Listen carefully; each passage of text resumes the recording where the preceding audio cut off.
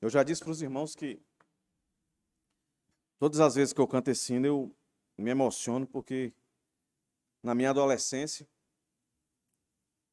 meu pai pastor da igreja bíblica lá no Parque Rio Branco, fazia parte da liturgia do culto, o dirigente,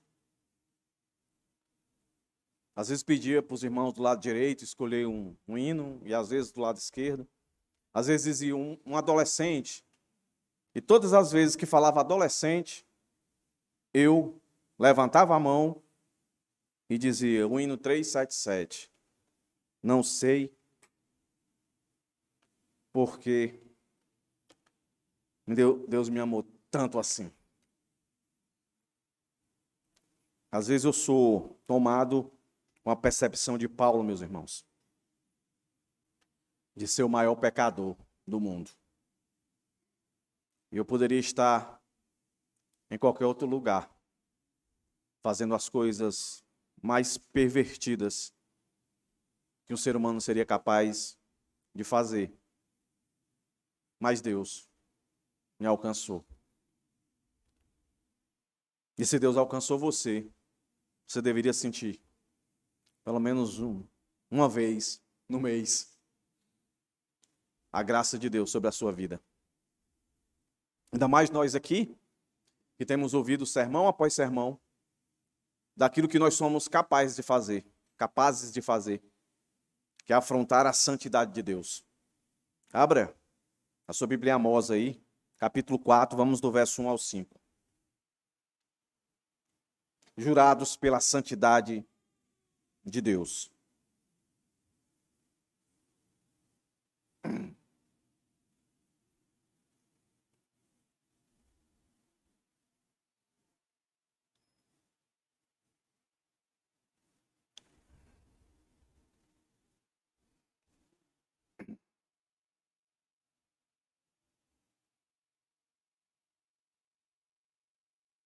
Todos têm amém? Perceba que o capítulo 4 ele vai começar com aquilo que nós já vimos no capítulo 3, com a palavra ouça, que é o chamar, que é preste bem atenção, né? Ele vai falar aqui, no capítulo 5, vai começar de novo com essa palavra ouça, a mesma palavra. E aqui, dentro da nossa divisão maior do livro, são as pregações de Amós para com o povo escolhido de Deus. E mais uma vez ele chama a atenção. Ouçam esta palavra, vacas de Bazã, vocês que estão no monte de Samaria, que oprimem os pobres, esmagam os necessitados, e dizem aos maridos, tragam vinho e vamos beber. O Senhor Deus jurou, por sua santidade, que virão dias em que vocês serão arrastadas com ganchos, até as últimas de vocês serão levadas com anzóis de pesca. Vocês sairão em fila pelas brechas e serão lançadas na direção do monte Hermon, diz o Senhor. Venham a Betel e pequem. Venham a Gigal e pequem ainda mais. Cada manhã traga os seus sacrifícios, e de 3 em 3 dias os seus dízimos.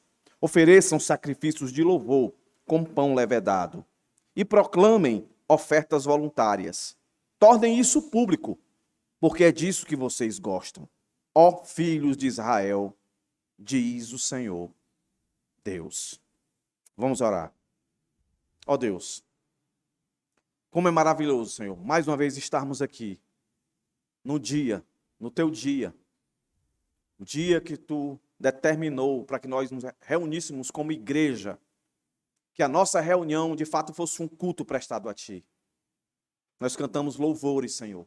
Como é maravilhoso cantar louvores que expressam o teu caráter, a tua obra, o teu querer, quem tu és, Senhor, soberano, sobre tudo e sobre todos. E o quão somos necessitados de ti sobre as nossas vidas. Ó Deus, tua palavra foi lida. Ajuda-nos, Senhor, a compreender. Dai-me, Senhor, da tua graça, do teu favor. Que o teu Espírito Santo esteja agindo através de mim, nos corações de todos esses que aqui estão, como sempre te peço, Deus, do menor em idade ao maior em idade, do mais instruído ao menos instruído, que todos sejam confrontados com a tua palavra, que todos sejam edificados com a tua palavra, e assim se percebam consolados, assim se percebam gratos por tamanha oportunidade de ouvir mais uma vez a tua orientação através da tua palavra pregada. Perdoa os nossos pecados, Pai, em nome de Jesus. Amém. Como é que eu vou dividir o texto aí, meus irmãos? Nós vamos expor o verso 1, a ganância de Israel. Depois nós vamos para o verso 4 e 5, a hipocrisia de Israel. E depois nós voltamos para o verso 2 e 3, que é a punição que o Senhor vai declarar aqui mais uma vez para esse povo. O tema da nossa mensagem aí é a punição, né, do Senhor sendo jurada. O título, literalmente, é Jurados pela Santidade de Deus. Meus irmãos, quando você escuta a palavra jurar, o que é que vem à sua mente? O que é que você entende quando você escuta a palavra jurar? Eu entendo o seguinte, que o que a pessoa vai dizer depois disso é algo que ele faz questão de que se cumpra. Literalmente, definição de jurar seria isso aqui: uma forma de confirmar a seriedade, a importância daquilo que está sendo prometido. E de demonstrar que a pessoa que está fazendo a promessa está comprometido em cumpri-la. Eu vou ilustrar aqui, mais uma vez, com algo que acontecia comigo. E certamente acontecia com você. Quando a minha mãe jurava de me dar uma surra, uma pisa, quando ela pegava na chinela, eu já sabia, eu tinha certeza que eu ia apanhar. Mas quando ela dizia assim, eu juro que você vai apanhar. Aí, meus irmãos, aí eu sentia já a dor. Eu sabia que não tinha discussão, não tinha jeito. Eu ia apanhar. No nosso texto aqui, aparece Deus dizendo que jura. Você percebeu? Verso 2. O Senhor Deus jurou. Até aqui, nós temos ouvido e lido que Deus disse logo no começo da profecia de Amós, por 3 transgressões, pela quarta, eu não deixarei de punir. Eu não deixarei de punir. E de lá até aqui nós temos visto o Senhor cada vez mais argumentando, não é? No capítulo 3, argumentando fortemente, fazendo paralelos e dizer, se existe uma causa, o efeito vai acontecer. Então, não fiquem com dúvida. E agora chega aqui e o Senhor acrescenta esse termo de jurar. Eu dei o exemplo da minha mãe, mas para que você vá entrando no clima de quem aqui está jurando é Deus e é infinitamente maior e poderoso, pense num juiz em um tribunal. E está lá um indivíduo que vai receber a sentença. Vocês aqui já devem ter assistido algum filme, alguma série, que demonstra isso aqui que eu estou dizendo. E aí todo mundo se levanta, e aí o juiz vai dar a sentença, e aí ele dá a sentença, e aí ele bate o martelo. Quando ele bate o martelo, ali está juramentado, ali está afirmado, confirmado, que a pena que foi dada àquele indivíduo vai ser cumprida. Não tem jeito. Tanto que, normalmente, quando a gente escuta aquelas marteladas, quem realmente está envolvido na cena que está assistindo, ele se enche de temor e o pensamento, pelo menos o meu, vem logo assim: eu não queria estar no lugar dessa pessoa, porque eu sei que foi declarado aí, vai acontecer. Meus irmãos, imagine Deus jurando. E algo mais interessante ainda, Deus jura. E ele jura pelo quê? Se você passar as páginas aí, no capítulo 6, verso 8, vai dizer assim, ó: o Senhor Deus jurou por si mesmo. O Senhor, o Deus dos exércitos. E se você voltar um pouquinho, no capítulo 6 vai começar: ai dos que andam. Nós vamos chegar nesse texto mais adiante. Deus jurando por ele mesmo que ele vai punir. Ele vai castigar o seu povo. Aí você passa mais adiante e você vai para o capítulo. O Senhor vai jurar de novo.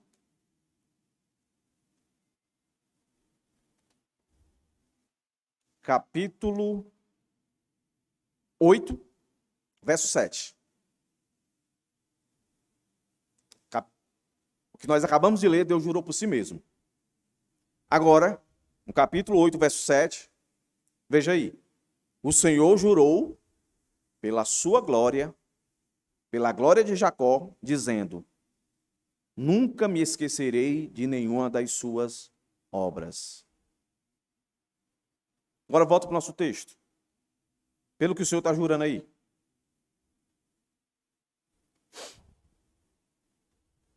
Verso 2 do nosso texto de hoje. O Senhor Deus jurou pela sua santidade. Santidade. Guarde isso. Santidade. Guarde esse jurar por santidade, tá, irmão? Agora vamos para o primeiro verso. O primeiro verso vai surgir algo aqui que torna esse discurso indesejável. Você já deve ter percebido, principalmente as mulheres. É o que você pensa mesmo. Aqui o profeta está chamando as mulheres de vaca. Vaca, meus irmãos. Hein? Pensa aí. Por isso que o evangelho, meus irmãos, é difícil. Pleno domingo, não sei como é que foi a sua semana, o que foi que lhe chamaram, mas aqui indiretamente, o Senhor está chamando todos aqueles que atacam a sua santidade de vaca. No nosso contexto aqui, quando um homem chama uma mulher de vaca, é algo muito ofensivo, não é não? Imagina aí alguém chamando a sua esposa de vaca. Olha o que o texto está dizendo aqui. Ouça estas palavras: vaca de Bazã. E aí vem depois o vocês. Imagine a cena, o profeta se levantando para o povo de Deus, dizendo: eu tenho uma palavra de Deus para vocês. Povo de Deus, o escolhido. Não são para os ímpios, tá, irmãos? Aqui é para o povo de Deus, o povo escolhido, repito. Se levanta lá e diz: ó, profecia do Senhor para vocês. Suas vacas de Bazã. É um termo forte. Por que ele começa aqui? Porque isso está muito associado, meus irmãos, essa indignação do Senhor em jurar por sua santidade. O que é que levou tanto Deus a ficar indignado ao ponto dele jurar por sua santidade? Por que que aqui ele não jurou por ele mesmo? Por que que aqui ele não jurou por sua glória? Que é o povo é a glória do Senhor. Por que que aqui ele jurou por sua santidade? A gente vai entender isso começando a entender por que que ele chama as mulheres em especial. As mulheres, o texto aqui é muito claro. E o Senhor aqui não está sendo misógino, é que chama? Praticando isso, dizendo que não tolera mulheres. Não, não é isso. É o pecado que está ali sendo praticado por elas, que os homens têm grande responsabilidade. Grande responsabilidade. Quais são os pecados aqui associados a eles sendo chamados, a elas sendo chamadas de vaca de Bazã? Pelo menos duas coisas. A primeira está associada diretamente à expressão vacas de Bazã. E a segunda, diretamente, a gente vai ver na parte B do verso 1. O que seria essas vacas de Bazã? Deixa eu dar um dado aqui histórico para os irmãos. Bazã era uma região que ficava no oriente do Rio Jordão, onde hoje é a Jordânia, lugar famoso pelos pastos e pela criação do melhor gado que se poderia encontrar em Israel. Certo? Tanto que o Antigo Testamento, por exemplo, Deuteronômio 32:14, Salmo 22:12, Jeremias 50:19, por aí vai, muitos textos. Sempre vai citar essa cidade como um polo dos melhores gados que poderiam existir, os mais belos, os mais formosos, os mais bem nutridos. Ou seja, esses gados era o sinal daquilo que tinha de melhor, certo? Se alguém queria comprar algum animal famoso, bonito, bem nutrido, ele ia para essas regiões. Então, quando o profeta chama as mulheres de vaca de Bazã, indiretamente, ele está comparando elas em dizer que elas são bonitas, bem nutridas, faceiras, ostentadoras de luxo, de beleza, um padrão elevadíssimo. Diferente do nosso contexto aqui, né? Chamar uma mulher de vaca, a gente está depreciando a ela. Aqui, a priori, está fazendo um grau de comparação de que essas mulheres, elas são mulheres de luxo, mulheres de ostentação. Só que luxo e ostentação, como eles estavam vivendo, ostentação principalmente, luxo, no entanto, é o que fazia Deus jurar por sua santidade em puni-los. Nós, seres humanos, nós temos uma tendência nata, meus irmãos, a ser egoísta, a viver o melhor, a desejar e querer sempre o melhor, independente das circunstâncias. E quanto mais a gente tem, a gente não se apercebe que a gente acaba vivendo refém desse luxo que acaba se tornando uma ostentação, de que a gente acha que aquilo que de fato vai nos trazer prazer, que vai nos dar satisfação, que vai nos tornar pessoas felizes, ou seja, bem-aventuradas, é quanto mais a gente tem, quanto mais a gente sente prazer por essas coisas que a gente tem. Isso só é possível em meio à prosperidade. Por isso, eu repito, mais uma vez, a prosperidade todo mundo corre atrás, mas ninguém para pensar que a prosperidade, ela tem o poder de nos fazer ofender a Deus ao ponto de atingir a sua santidade. Por isso o texto começa de uma forma tão dura. Logicamente que comparando chamá-las de vaca com os nossos dias atuais, não parece ser tão ofensivo para nós, mas para elas certamente tinha um teor ofensivo. Pelo menos para se comparar com um animal. A segunda coisa, além da ostentação, é exatamente aquilo que eu já introduzi, o prazer. O prazer insaciável. Olha o que, é que o texto vai dizer aí, ó. Vou começar de novo. Ouça as palavras, vacas de Bazã. Vocês que estão no monte de Samaria. Aquele monte lá, que anteriormente o Senhor chamou as testemunhas para olharem. O que é que eles estavam vendo? Ostentação, luxo. Como diz o verso 14 e 15 do capítulo 3. Casas bonitas, mansões, né? Grandes casas e tal. Mas transgressões havia ali.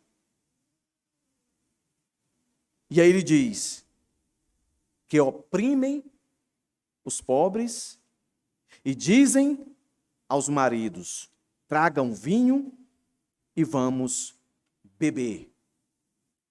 Prazer insaciável. Alguns comentaristas colocam esse final do verso aqui, comparando, dando um exemplo aqui, como se essas mulheres fossem a semelhança de Jezabel, que gostava de dar festas. Jezabel, a mulher de um rei, de Acabe. Gostava de dar festas no palácio. E todos os recursos ali era à custa de opressão. Nós já vimos isso aqui no capítulo 2, do verso 6 em diante. De onde é que saía a fonte dessa luxúria, que foi comparada a elas com vacas bem nutridas, fortes, bonitas?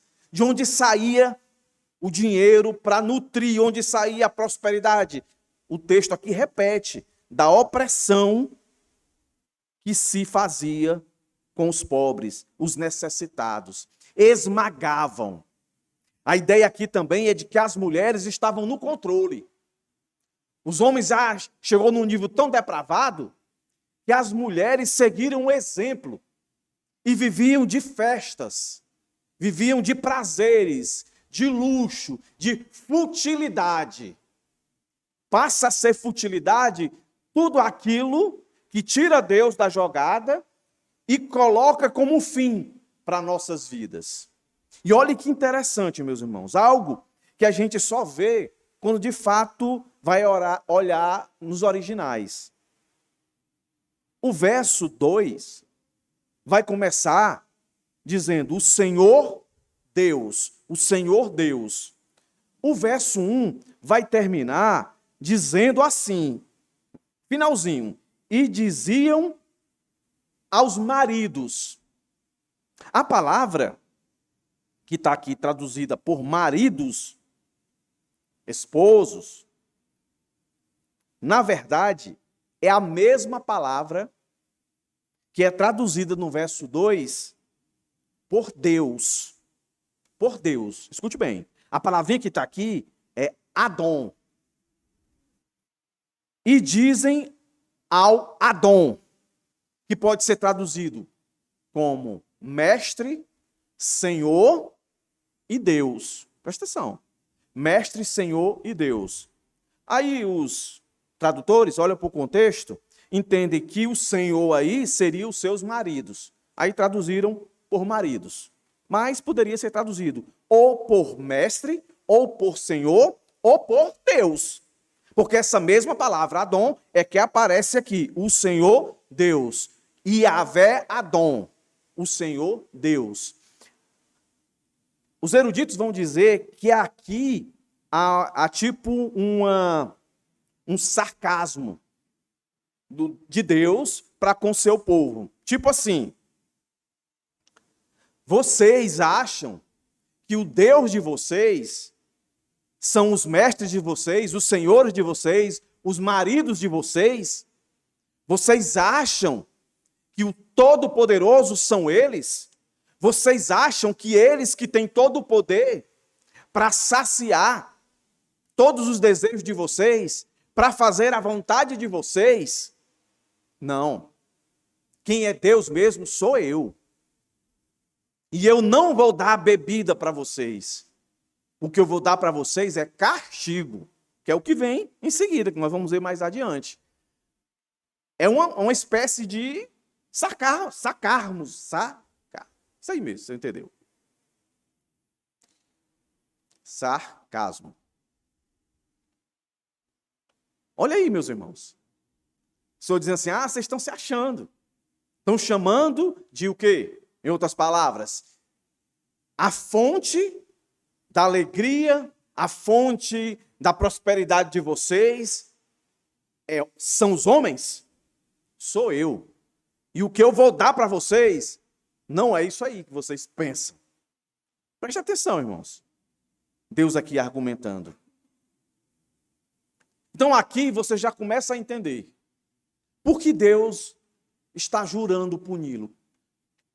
O que é que levou Deus a ficar tão chateado ao ponto de jurar por sua santidade? Primeira coisa, pela ganância. Por isso que o tema do ponto é esse. Por causa da ganância do seu povo. Ganância essa que os fazia viver um luxo de ostentação sem limites, os tornando insensíveis e perdendo o temor a Deus, ao ponto de custear essa vida de prazer ilimitado, à custa daquilo que o Senhor extremamente se ofende. É quando a gente trata pessoas como coisas. Por isso que no Novo Testamento o Senhor vai dizer assim, os principais mandamentos, amar a Deus sobre todas as coisas e amar o próximo como a ti mesmo. Como a ti mesmo. A gente não tem mandamento mandando a gente amar a gente mesmo, porque a gente já sabe fazer isso. A gente sempre quer o melhor para nós. Aí o Senhor diz assim, aquilo que você quer de melhor para você, continue querendo, mas queira para os outros também. Por isso que a oração do Pai Nosso é Pai Nosso, não Pai meu. Então Deus jura e está indignado, porque esse tipo de pecado não fere o seu atributo da soberania diretamente. Não fere o seu atributo da graça. Não fere o seu atributo incomunicável, poderoso, o seu poder. Mas fere diretamente a sua santidade, meus irmãos.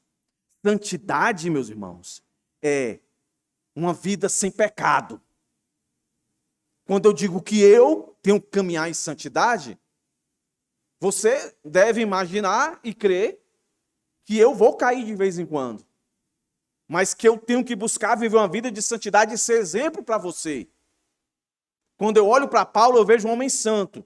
E ele diz, sejam santos como eu sou santo, né?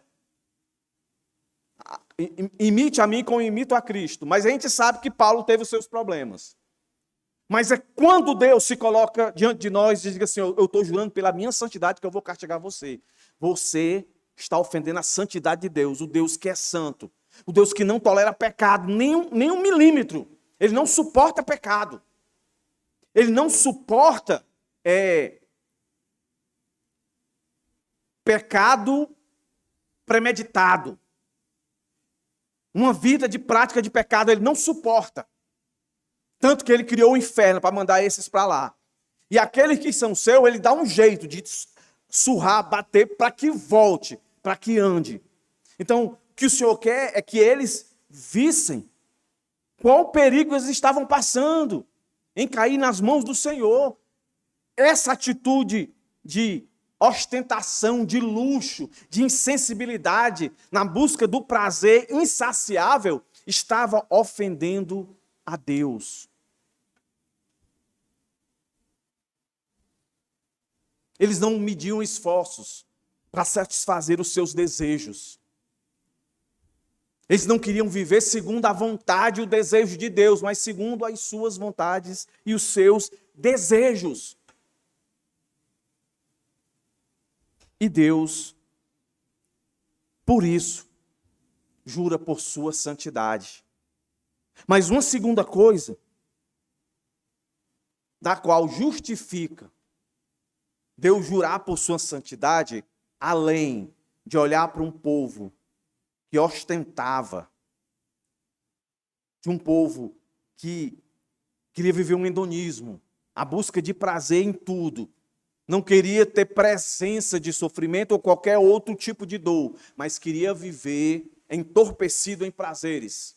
Além disso, não podia ser outra coisa, a hipocrisia desse povo. Porque toda essa vida, vamos dizer assim, secular, ela acabou adentrando a vida religiosa. Não tem como um filho de Deus viver uma vida de luxo e ostentação, de busca por prazeres. Ele viveu uma vida religiosa, autêntica e verdadeira. Isso vai dar o tom da sua religião, totalmente contrária à de Deus. Olha aí o que é que o verso 4 e 5 nos diz. Isso aqui é impressionante, meus irmãos. Venham a Betel, na minha versão diz, e pequem.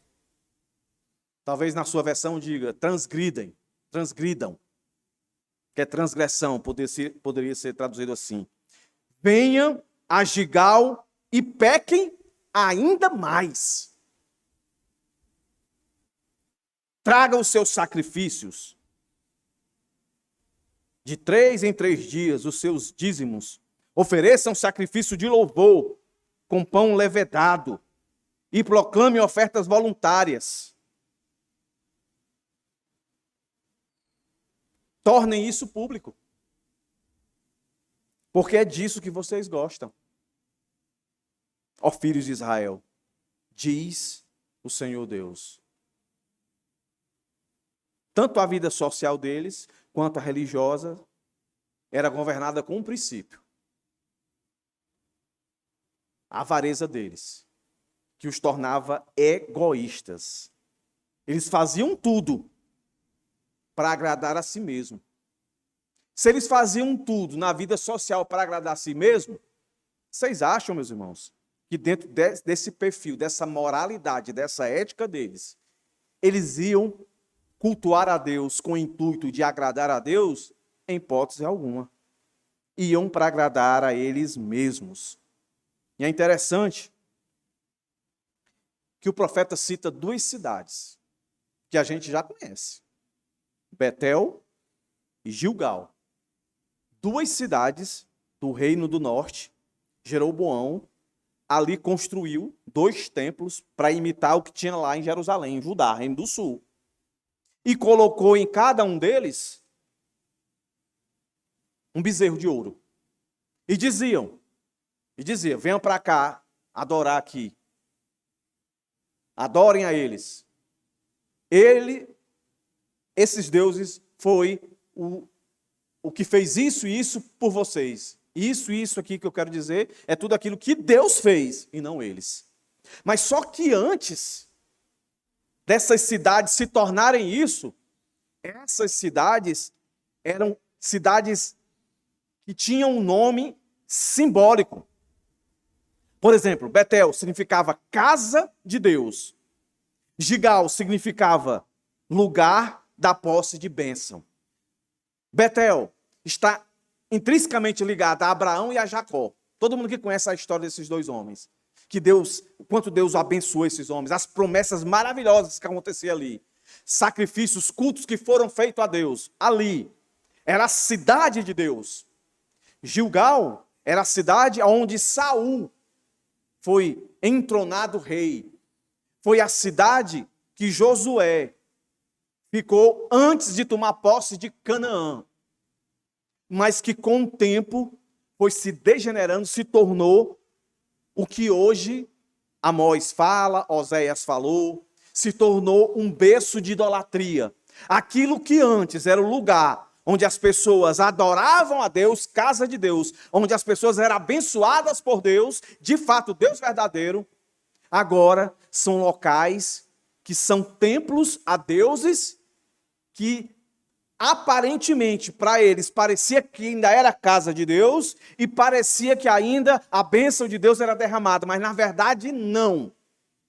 E qual era o contexto deles aqui? Era de prosperidade. Eles achavam que estava dando tudo certo, mas não estava tudo certo.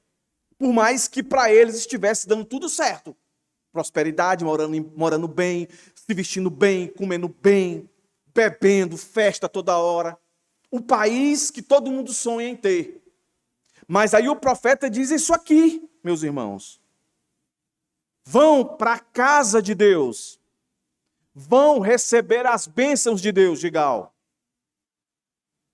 Mas vão à custa de pecado.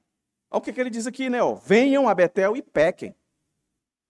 Venham a Gigal e pequem mais ainda. Ele está ironizando. Porque se você passar a página aqui, ele vai falar de novo dessas cidades, mas para dizer que não vão. Mais adiante, ele vai dizer isso. Eu não lembro agora, mas ele vai usar essas mesmas expressões em um capítulo mais adiante, e dizendo o contrário. Não vão para Betel, não vão para Gigal.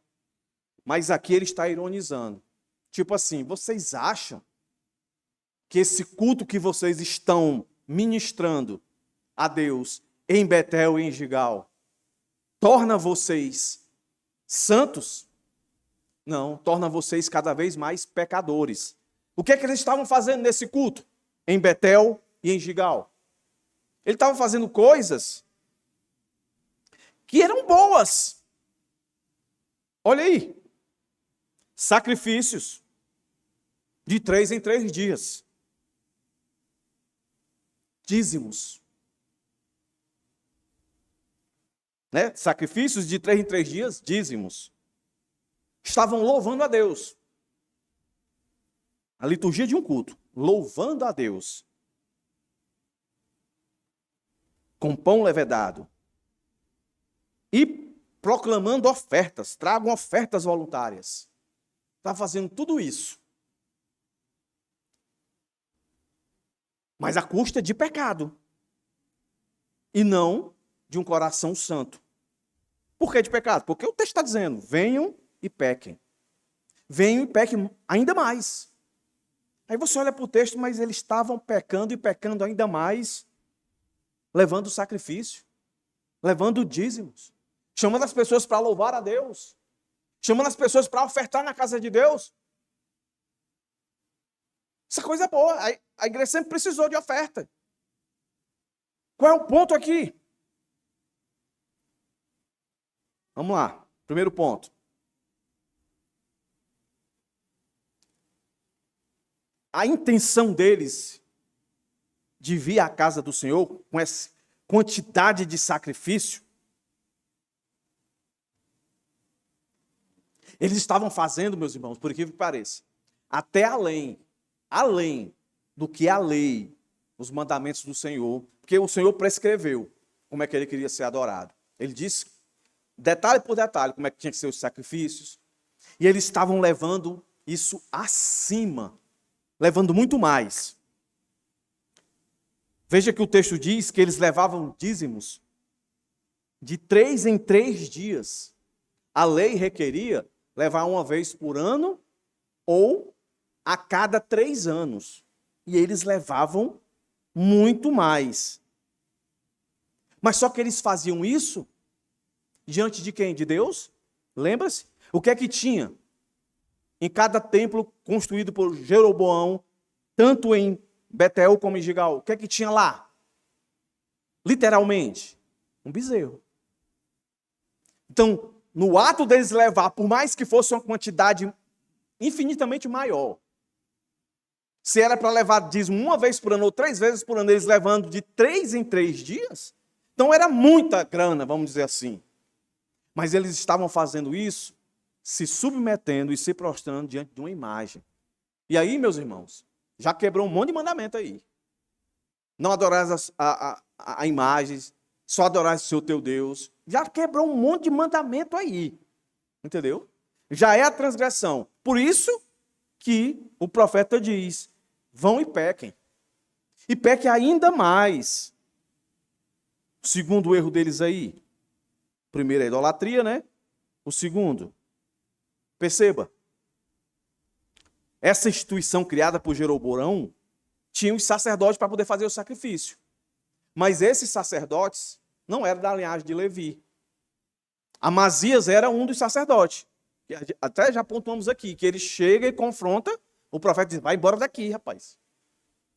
Essa tua pregação não se encaixa aqui no nosso contexto. Vai embora daqui. Então eles erravam quando ofereciam o seu sacrifício por mãos de sacerdotes que não eram levantados por Deus, não vinham da linhagem de Davi, ou de Levi. E terceiro, eles ofereciam ofertas, sacrifícios com levedura, que era proibido. Uma outra coisa que fazia eles pecar absurdamente era a ideia deles chegar no culto e se promoverem. Olha o que é que o texto vai dizer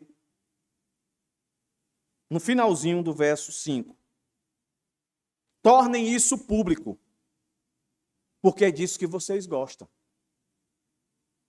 Isso parece muito com aquilo que acontece registrado por Jesus em Mateus, quando Jesus vai ao templo, que é a história da viúva pobre, que o Senhor senta no templo e os discípulos lá, e começa a entrar o pessoal no templo, e ele vai dizer assim, olha os ricos aí. E aí os discípulos olham e vê os ricos colocando, e o Senhor diz assim, ó, estão colocando muito. Muito, muito, muito, muito, muito mesmo. Mas eles poderiam colocar mais. Eles estão colocando o que sobra. Ou seja, eles não estão colocando por devoção a Deus. Estão colocando para mostrar para todo mundo o quanto eles são generosos, o quanto eles são sensíveis às necessidades do templo, daqueles que trabalham no templo. Mas, na verdade, não era. Aí o Senhor sai do extremo de muita prosperidade e aponta para quem de fato é próspero ali, aquela mulher. E aí a ideia do texto lá é de que a prosperidade não é pelo que nós temos, mas por aquele que nos tem, que é o Senhor Deus, que eles aqui desconsideravam completamente. E uma das coisas que todos os comentaristas abordam, que é fato mesmo, meus irmãos. O que é que está faltando aqui nesse culto? O que é que está faltando? O Senhor prescreveu muitas coisas para o culto. Aqui eles estão fazendo e até a mais. Mas eles fazem adorando a um bezerro de ouro, eles fazem mediante a sacerdotes que não foram levantados por Deus, sacrificando. Eles fazem isso com o mesmo sentimento na vida social, ostentando, que as pessoas olhem para ele e vejam o quanto eles são generosos. Né? Um comentarista diz assim, é como, nos tempos de hoje, é como você fosse uma pessoa muito próspera e na hora de colocar a sua oferta, o seu dízimo, aí você batesse lá uma foto no papelzinho e fizesse uma postagem e postasse no Instagram para a galera ver o quanto você é generoso. Ou então você desse algum equipamento para a igreja, alguma coisa bem legal, e você fizesse questão, né? De, pastor, eu queria fazer aqui bater uma foto aqui, entregando aqui, né? Tá lá, entregando um negócio bem legal para a igreja. Aí bate uma foto aí. Partiu louvando ao Senhor. O que está no coração dessa pessoa? É isso aqui, tá, irmãos? Isso aí ofende a santidade de Deus.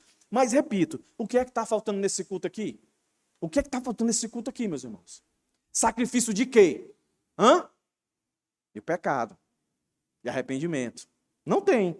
O texto vai terminar dizendo, tornem isso público, isso o quê? Tudo que nós lemos antes. Sacrifícios, dízimos, sacrifícios de louvor, proclamação de oferta voluntária. Faça tudo isso.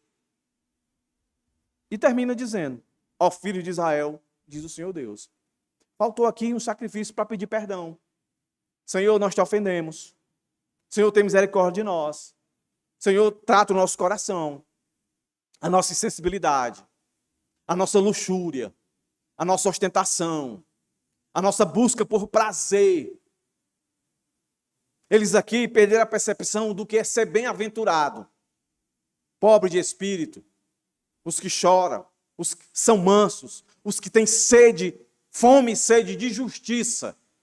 Quem é a pessoa que tem essa perspectiva? É uma pessoa que sabe que peca, uma pessoa que sabe que ofende a Deus. Meus irmãos, pensem no absurdo. Eles estão indo para uma instituição que Deus criou. Eu quero ser cultuado assim. E eles descaracterizaram tudo. Estão vivendo as suas vidas totalmente aquém da vontade de Deus. Só podia dar nisso. Ia para o templo e não tinha preocupação de pecado. Meus irmãos, isso é muito atual. Centenas e milhares de pessoas estão adentrando igrejas, estão cantando canções que o homem está no centro, estão ouvindo pregações em dizer: olhe, ninguém vai matar o seu sonho. Olhe, não conte o seu sonho para ninguém. Ah, faça isso, faça aquilo outro. Surpreenda a Deus. Mas pecado não se toca nesse assunto. Eu me lembro de uma irmã, que era daqui da igreja, que por motivo, às vezes um motivo ela não poder vir, ela foi visitar outra igreja. E depois ela me comunicou, disse: pastor, o que eu achei estranho lá é que em momento algum o pastor confrontou a igreja com o pecado. Era só palavra de bênção, era só alegria, era só ostentação. Em que sentido? Colocando pessoas para dar testemunho. Antes de eu entrar na igreja, eu tinha isso aqui, ou não tinha isso aqui. Hoje eu tenho isso. Tal e tal. Ao ponto de até mostrar, né? Essa era a minha casa antes, essa é a minha casa hoje. Essa é a minha empresa antes, essa é a minha empresa hoje. Ostentando. Não se falava de pecado. E aí, ela conversando com alguns irmãos dessa igreja, e eles disseram, quando ela indagou: aqui não confronta pecado. Aí a resposta foi o seguinte: não, o pastor já explicou. Porque pecados, se for ficar falando de pecado, de inferno aqui, as pessoas vão deixar de vir, as pessoas se assustam. Então o pastor aqui, ele gosta de falar do amor do Senhor, da graça do Senhor. Entendeu? Então não é muito diferente não, irmãos. Tem centenas, milhares de igrejas agora, nesse momento, que as pessoas estão ouvindo de tudo, menos a capacidade delas de ofender Deus ao ponto de Deus jurar pela sua santidade que vai puni-los.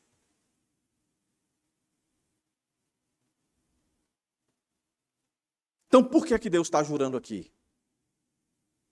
Por que Deus jura por sua santidade? Porque ele se sente profundamente ofendido quando as pessoas não fazem a sua vontade. Isso aqui também implica dizer que o ato de jurar de Deus é uma forma de confirmar a seriedade e a importância daquilo que ele está prometendo, que é açoitar. Deus jamais vai deixar ninguém impune. Por isso, o verso 2 e o verso 3, a punição do Senhor.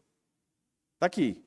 O que é que esses ostentadores, o que é que esses que vivem em busca de saciar o seu prazer, o que é que esses hipócritas vão ganhar de um Deus que jura por sua santidade? Está aí. O verso 2 vai dizer. Pelo menos duas punições são descritas aqui, meus irmãos. O Senhor Deus jurou por sua santidade que virão dias que vocês, olha a primeira, serão arrastadas como ganchos, com ganchos, até as últimas de vocês serão levadas com anzóis de pesca. A segunda, vocês sairão em fila pelas brechas e serão lançadas na direção do Monte Hermon, diz o Senhor. Presta atenção. Serão levadas para o cativeiro, provavelmente aqui, cativeiro assírio, como peixe. Na minha época de menino, tinha o cara que vendia panelada num cavalo. Ele batia assim a tampa. Tinha duas caixonas que ele batia a tampa. Mas sabia que era panelada. Os mais afoitos gritavam, panelada! E tinha também os caras que vinham, como fosse um cabo de vassoura. Aí na ponta, um fecho cheio de peixe. Na outra ponta, cheio de peixe. Aí quando ele dizia, cadê o peixe? Aí ele parava, pegava assim como se fosse uma argola. Aí nessa argola, um monte de peixe, tudo amarradinho em fileira, tudo enganchado pela boca. Alguém do meu tempo lembra disso aí? O pessoal mais novo. Porque pensa que peixe só vem de mercantil, né? Que não existe mar, que o peixe sai de lá. Mas o peixe sai do mar, viu? Se um dia você for para a praia, você mais jovem aí, da era da informática, vai para perto dos barcos pesqueiros, você vai ver exatamente isso. Eles pegam os peixes e passam pela boca de tudinho assim, bota tudinho pertinho do outro. Fica tudo perto do outro. O Senhor está dizendo aqui que essa turma que ostenta, seus filhos escolhidos, vão apanhar. E vai ser humilhante e muito doloroso. Entendeu? Vão tudo morrer pela boca. Né? Tudo morrer pela boca. O texto está dizendo aqui, ó. Serão arrastados com ganchos. E as últimas, ou seja, a geração seguinte, que vocês estragaram, eles vão sofrer também. A ideia aqui, na minha versão, fala anzóis. Tem uma outra versão aí que tem um nomezinho tá estranho, esquisito. Algum é de definição incerta. Alguns vão entender que são as bacias, outros vão entender que são arpão. Arpão, né? Como eu vejo que Deus aqui está tão ofendido, eu vou acreditar que é o arpão que dói mais. Então, se os primeiros foram tudo enganchados pela boca, os segundos, os que vêm depois, vai ser individual. Cada um vai ter um arpão atravessando e vai puxar. E por que essa percepção, essa identificação seria mais ideal para se entender esse texto? Por aquilo que a gente sabe da crueldade dos assírios. Eles eram muito cruéis. Sempre lembra lá de Oséias? Que eles iam chegar, iam cortar as barrigas das grávidas, tirar os seus filhos. Uma carnificina. Então, tudo indica que seria basicamente isso mesmo. Eles iam fazer assim. Chegar de um jeito, essa seria a punição pela ofensa à santidade de Deus. Eu vou mandar um povo aí que vai pegar vocês. Todo prazer que vocês sentiam vai ser tanta dor. Toda ostentação que vocês viviam. Toda a hipocrisia de vocês em me louvar e me adorar diante de um bezerro de ouro e fazendo coisas para aparecer, para alimentar o ego de vocês, para trazer fama e glória para vocês. É isso que vocês vão ganhar. O Senhor de vocês não são os maridos de vocês, e alguns dizem os líderes, o governo de vocês. Não confie. Nunca deveria ter confiado. Tudo vem das minhas mãos. O que vocês vão ganhar de mim é isso aí. E vocês vão ser tratados de fato como vacas, como boi, saindo de um curral. Vão sair tudo em fileira. É como ele diz aqui, ó. Vocês sairão em fila por brechas e serão lançados. Olha aí. Lançados. Hermon também é uma localização incerta. Alguns acreditam, por todo esse contexto, que é como se fosse um local, uma vala, onde seriam jogados lá. Fato é que nós sabemos, 50 anos depois, todo o reino do norte foi aniquilado, deixou de existir o reino do norte. Não acabou todas as pessoas, porque Deus sempre salva o remanescente. Mas nunca mais existiu o reino do norte. Nunca mais existiu. Foram aniquilados. Por isso aí. O que é que a gente conclui aqui, meus irmãos? Partindo para o final. O que é que a gente conclui aqui? Nessa pregação profética.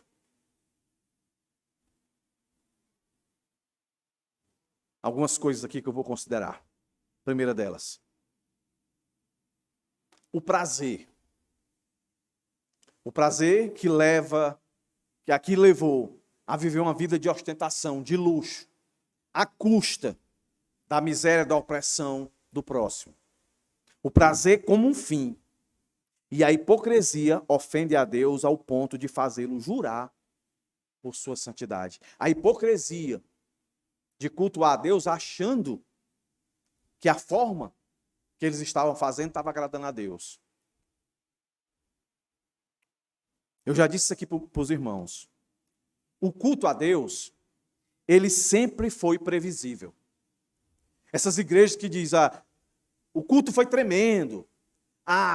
Vocês não perdem por esperar o culto que vem. Quando eles falam essas coisas, eles não estão falando baseado nas diretrizes que Deus estabeleceu. Mas eles estão baseados naquilo que eles vão proporcionar para que as pessoas sintam, independente da ação do Espírito Santo. Por melhor que a gente possa imaginar um culto para adorar a Deus, Deus já disse como deve ser adorado. Já disse, o culto é simples. É isso aqui que nós praticamos. É oração, leitura, pregação e louvores. É isso. É isso. Só que isso só dá resultado dentro da vontade de Deus. Se exatamente fizermos como Deus quer, ainda não é garantia de Deus agir. Porque às vezes nós fazemos como Deus quer, mas o nosso coração não está como Deus quer.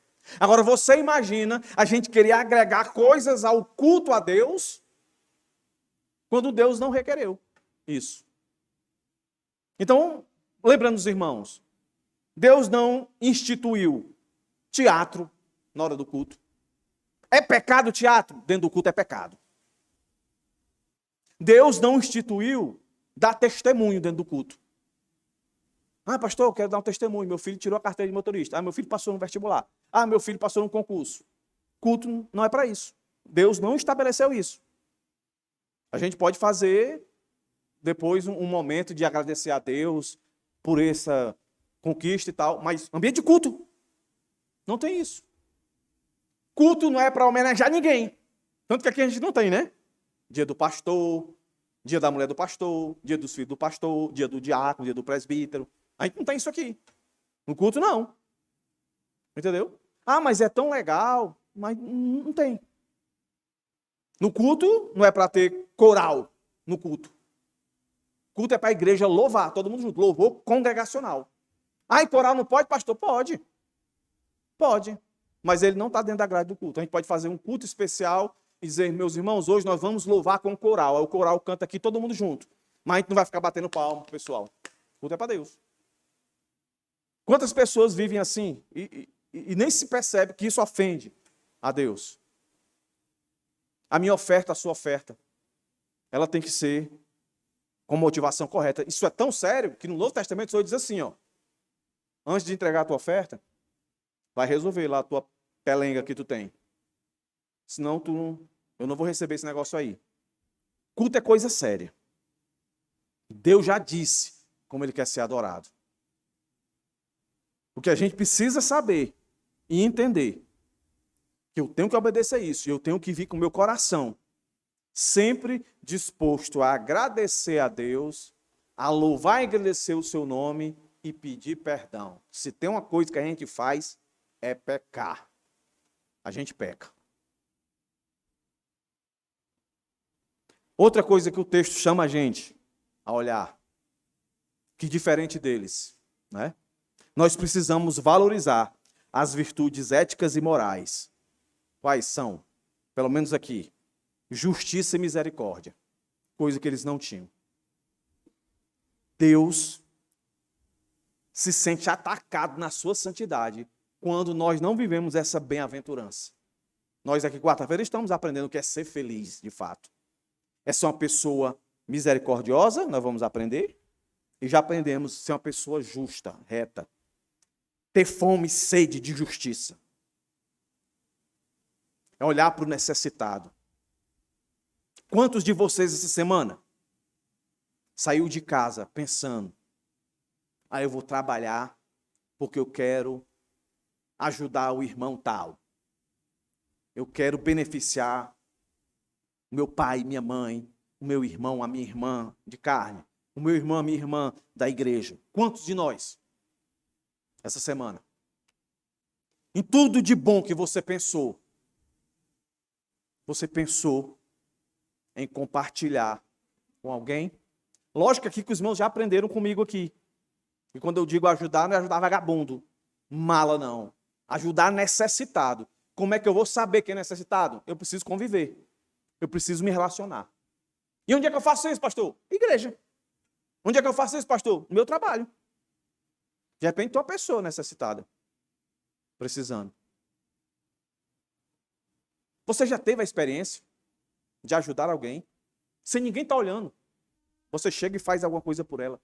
Me diga se isso não é bom. Me diga se isso não é maravilhoso. Esse pessoal aqui estava distante disso, só pensavam neles. E nós vivemos em um mundo cada vez mais chamando as pessoas para pensar em si. Vocês não veem isso não na internet?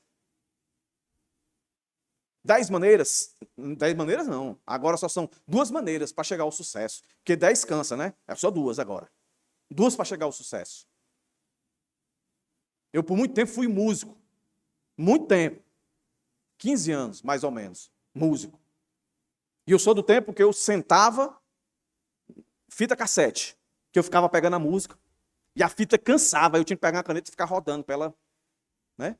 Aí hoje eu entro, aí aprenda a tocar 200 músicas em 1 hora. Rapaz, eu digo...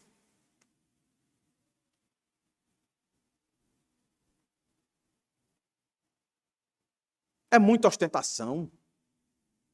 É muito prazer imediato. Meus irmãos,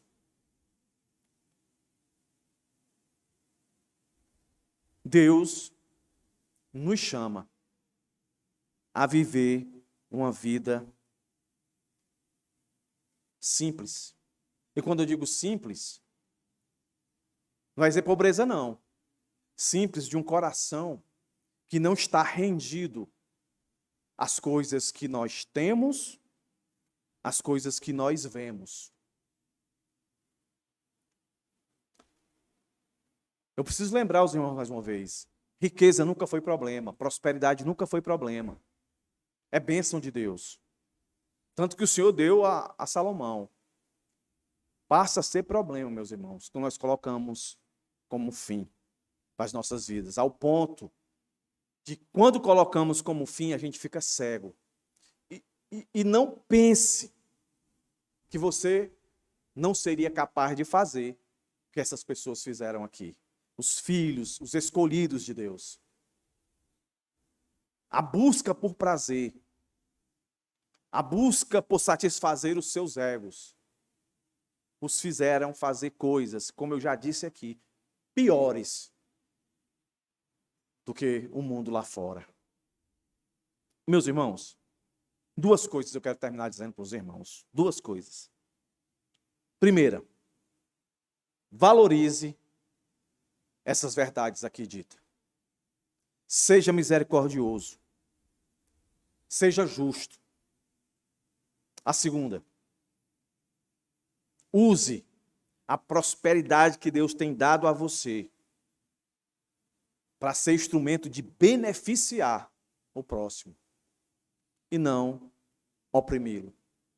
Cuidado, meus irmãos, com a divulgação das bênçãos que Deus tem derramado sobre a vida de vocês, para que ela não beire e despenque para ostentação.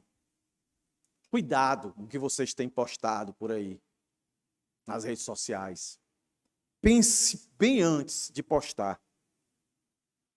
Isso aqui que eu vou postar, o que é que vai causar dos meus seguidores? Justiça? Misericórdia?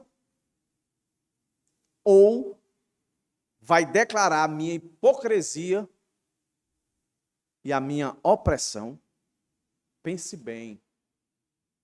Porque Deus aqui jurou, na sua santidade, que ia puni-los.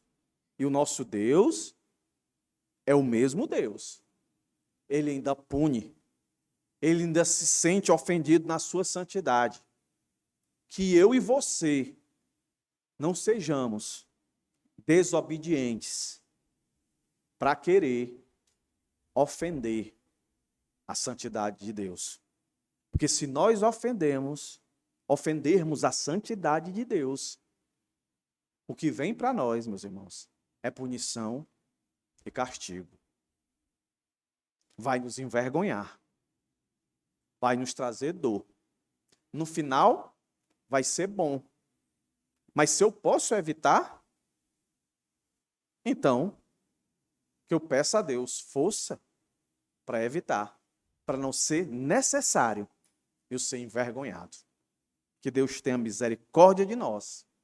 Que Deus nos guarde da ostentação, da busca por prazer ilimitado, de viver uma religiosidade hipócrita. Que nós possamos cultuar a Deus à maneira de Deus. Amém? Vamos orar. Senhor, obrigado por essa noite, obrigado por tua palavra. Que os nossos corações tenham sido quebrantados diante das verdades nesse texto. Que o nosso coração tenha sido levado a te temer na perspectiva de um filho que ama o pai e sabe que o pai o ama.